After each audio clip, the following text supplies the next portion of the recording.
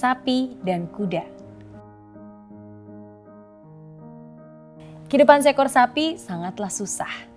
Sapi harus menarik beban dan diperah susunya. Sapi harus bereproduksi untuk meneruskan kelangsungan hidup kelompoknya.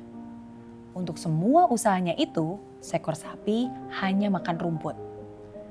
Di akhir hidupnya, sapi-sapi tua dikirim ke tempat pemotongan. Bahkan kulitnya diproses dan dijadikan bahan untuk tas, dompet, atau produk lainnya. Seekor kuda juga binatang yang bekerja keras sepanjang hidupnya. Kuda yang baik akan dilatih untuk menjadi kuda pacuan. Kuda pacuan diberi sepatu yang dinamakan tapal kuda. Kuda pacuan diberi rumah yang dinamakan istal atau kandang kuda. Kuda pacuan hanya mengkonsumsi makanan pilihan berkualitas tinggi. Seekor kuda pacuan yang bagus akan memenangkan banyak kejuaraan di perlombaan pacuan kuda. Kuda itu akan menerima banyak penghargaan dan pengakuan akan hasil kerja kerasnya. Sekarang, pertanyaan saya adalah, jika kamu hanya memiliki dua pilihan, pilihan pertama menjadi sapi dan pilihan kedua menjadi kuda, yang mana yang kamu pilih? Menjadi kuda artinya bekerja keras dan menerima penghargaan atas kerja kerasmu. Kamu akan berlari kencang dan luar biasa di antara kuda-kuda yang lain.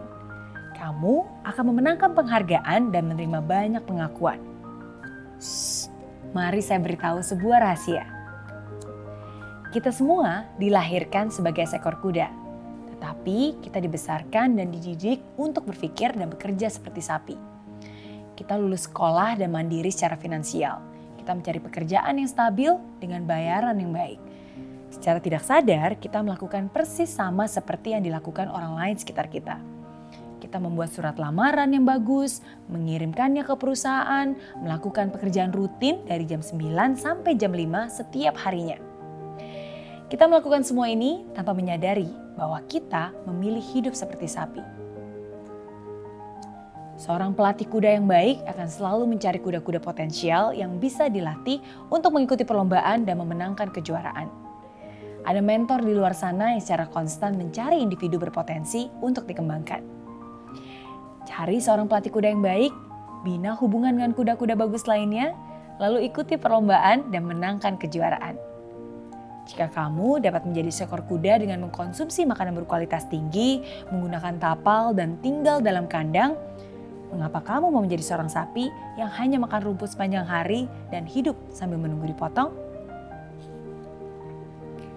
Lihat sekitar kamu. Apakah sebagian besar dari mereka bekerja dengan energi dan motivasi penuh? Atau apakah mereka hanya menjalani rutinitas? Hari demi hari mereka diperah oleh manusia lain dan hanya diberi rumput untuk makan. Selagi kamu masih memiliki energi dan waktu, pilihlah hidup seperti kuda daripada sapi. Tidak semua hari baik, tapi pasti ada yang baik setiap harinya. Life is good with Mary Riana.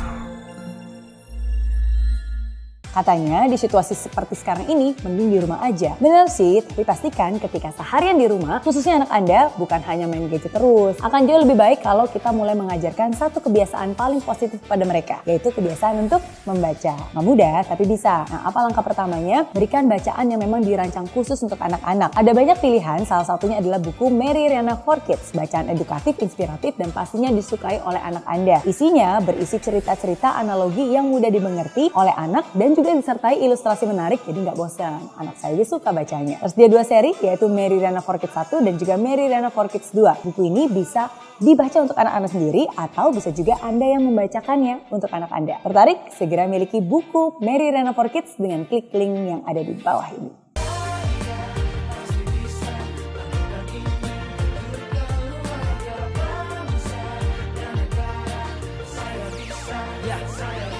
Laksana bumi tanpa hujan, hidup tanpa tujuan, kering dan mati tanpa hijaunya tumbuhan.